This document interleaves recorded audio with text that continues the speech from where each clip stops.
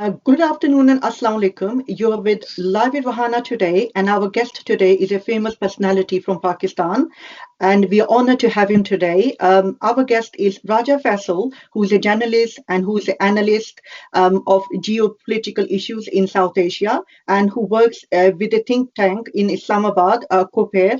And we also see him on Indian channels like his discussion and debating. So, how are you today? I'm perfectly fine. Assalamu alaikum to all of the viewers, and I am an advisor on Indo Pak and SAARC for COPAIR. COPAIR is an Islamabad-based think tank, and very importantly, I am so thankful to you that you have invited me in your program. I have been watching your shows as well as I've been following you on Twitter, and I'm one of your fans. When it comes to Kashmir, when it comes to India, your content, your tweets, I really like them. So it's an honor to be in your show. Thank you. So today's topic of this program, like we actually decided to do, and we are going to be having a number of series, some more programs. I'm actually going to be doing with you very soon over this week.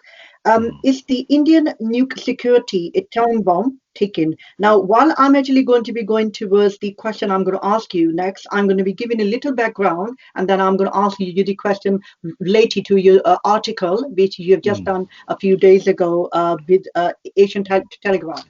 Okay, mm, so basically, Pakistan has successfully collaborated with nuclear supplied group, especially with IAEA through its mm, K2 nuclear plant since 1973, being the sixth to work with and maintaining the required security and safety it agreed to without failing like India and South Asia. India from the mm, last 2 decades rapidly transformed itself from secular nuclear state to Hindutva mm, nuclear state. So it's an ultimate threat to the global peace and security. So mm. with this, I'm going to be going to the question is regarding your article. So this article you have actually done, which is called Reckless India and its nukes. So what, how did you actually put the article together? Because it seems like a nutshell, but it has all the relevant information inside it. Look, what prompted me about writing this article, and by the way, I wrote similar to this. I wrote an editorial as well for my newspaper, and both of them they were related to nukes, and I advocated in them that a country like India should not be an atomic power. And I highlighted different aspects in it. What prompted me to write on it?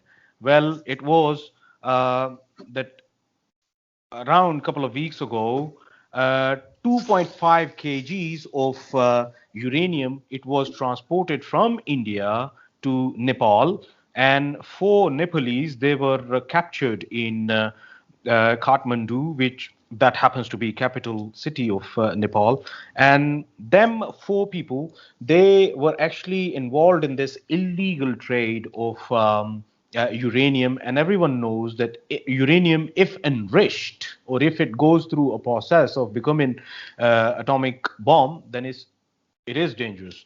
Sadly, India is a country where, uh, I mean, they have been, enriching uranium since long, but they do not have the regulations and a body to govern their nuclear capability or nuclear capacity. Uh, but if we talk about Pakistan, Pakistan has always come, it has always stood with NSG or IAEA when it comes to securing the nukes, because uh, if you have something like nuke, then you need to be extra cautious and extra careful about it.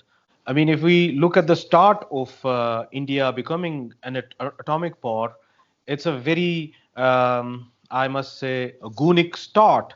How they got a device, a nuclear device, from the Canadians to start with, and they got that for peaceful use and peaceful purposes, and they took the they took the Canadians on board so that they can extend a device for peaceful purposes. But what they did was they used the very device to create an atomic bomb, and that's why Canadians they put sanctions on them. I was just going to ask you the same question. What was the reason that the United Nations and the other world countries in the world decided to create the nuclear suppliers group?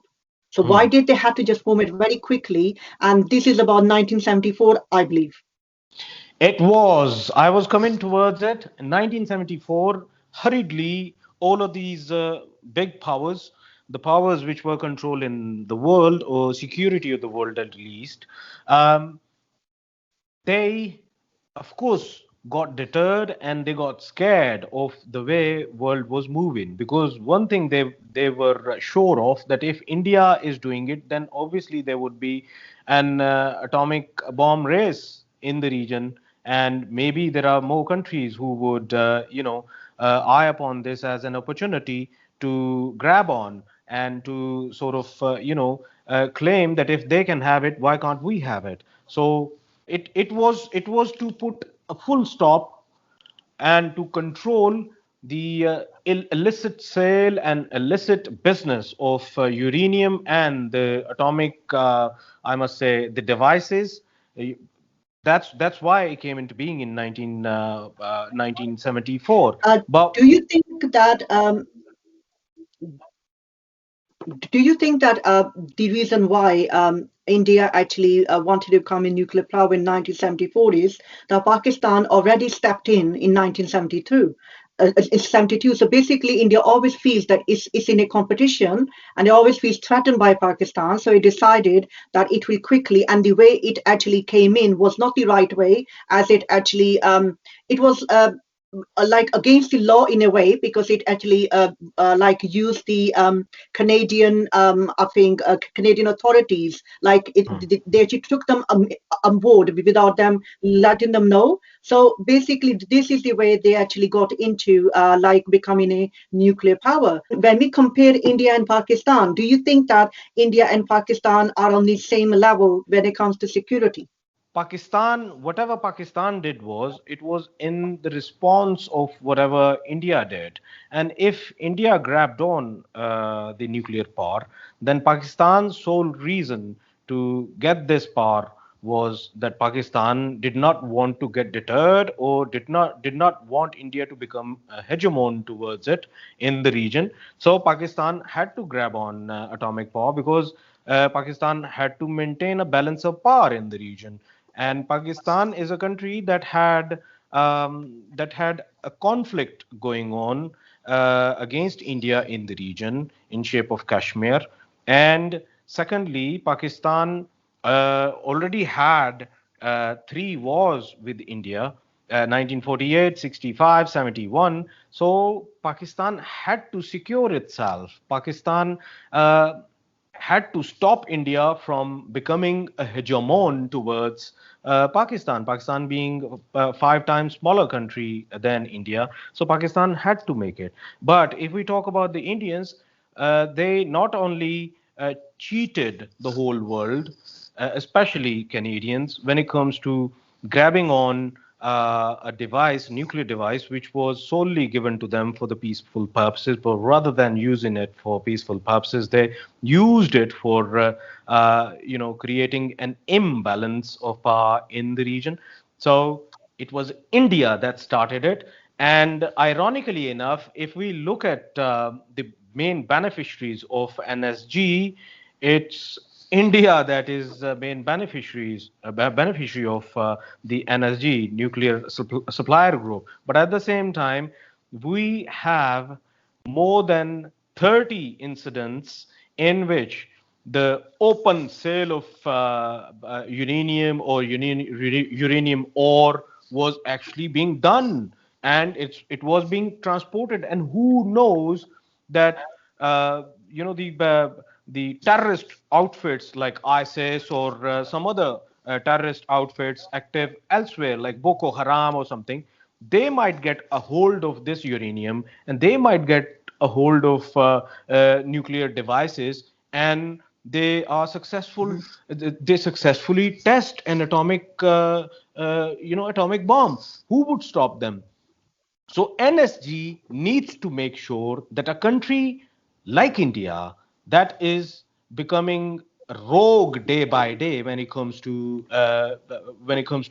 securing its atomic power and securing its uranium, then I think NSG and IAEA, they must take India to the cleaners, and they need to probe all of them cases. The most recent one, especially, why? Because India lacks a lot of security when it comes to securing the nukes. While you're talking about the security, I would like to say, go on to my next question. I was reading that India doesn't have any regulations or any training in the form towards actually training people that who are actually working with the nuclear facilities. And it Hmm. doesn't have any security in that area as well. And it doesn't, and it's never ever reported back when any incident happens. It doesn't report back to the international like atomic energy agency, which is actually its duty. And anything happens, it need to report them, let them know, so they can make sure that things are actually under control. But India doesn't do that. So do you think that being a third world country, that the United States and the other countries are actually keeping a blind eye on India? Well, it is. I must say, when it comes to, there are certain things I want to highlight. Number one, India must have a regulatory body that actually regulates nuclear bomb in their country, which they do not have. Number two, they have to have their own security that they do not have, and they keep on employing people who are, number one, they are understaffed, number two, they are undertrained. But when it comes to securing the nukes, you have to be extra cautious about it. If you talk about countries like Pakistan, America, Britain, France, China, they give the utmost importance to securing the nukes. I mean, being a journalist in Pakistan, I know myself that Pakistan's nukes, they are in very safe hands. Why? Because the best of the forces, like I must say, SSGs, that are special services groups of Pakistan, they are the ones who are securing, and people hardly know that where our nuclear devices are being, you know, capped. IAEA, they know about it. The international bodies that must know about it, they know about it. And there is a mechanism that is running, nukes in Pakistan, which is missing in India. India needs to legislate, and India needs to have a permanent body that actually regulates their nukes. And coming to your point, which is a very important point related to why the international powers, especially the Western powers, do not pay any heed to when it comes to India portraying as very reckless and negligent towards giving security to its most important weapon, which is the nuclear power. And I think India's this negligent behavior and reckless behavior is not harmful for their own country, but the countries in the region as well, or for the whole world.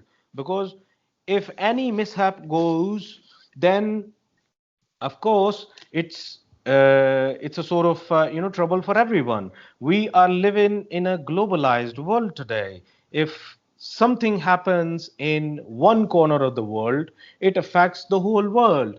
I mean, the times we are going through, the COVID-19 times, they have reminded us that we are living in a global village. And if we are living in a global village, then we need to make sure that we share the responsibility when it comes to securing our globe.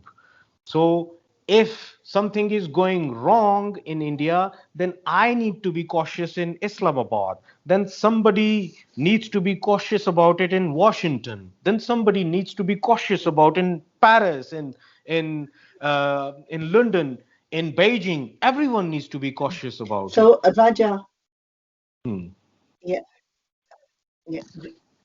Yes, I do agree with you. So my last question I'm going to be asking you is that it seems like from your article and from the research I've been doing that it's very easy to find like uranium in the black markets. It's with India.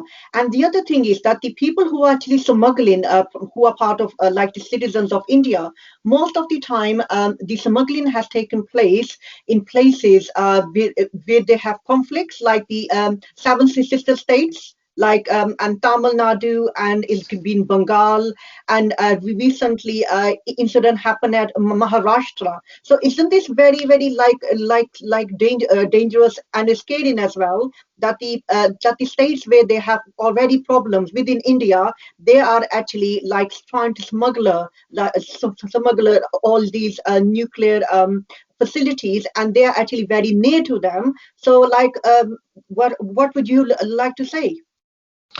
Well, number one, any illicit business when it comes to procuring the arms, especially sales of uranium and these sort of things, they can only take place in troubled region. There's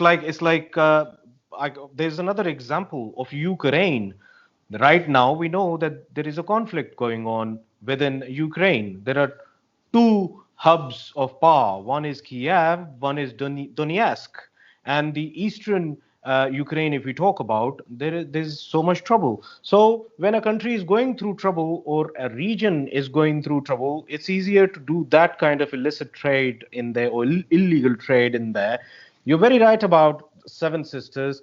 Yes, there are problems going on within Seven Sisters, and if we take the examples of the past in India of uranium sales, few of the sales they were actually made to the rebels in them Seven Sisters, and there's another thing when you have an India that has ego against Pakistan.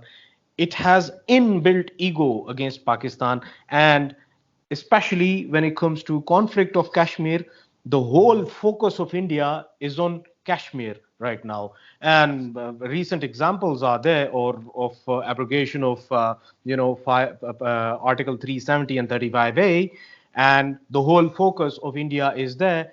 It increased its forces from 6 to 9 lakh, and it is the most militarized zone in the world, and to an extent that for every 10 Kashmiris there is one Indian rogue soldier standing there making sure that India's hegemonic design and India's rogue design is being implemented in Kashmir.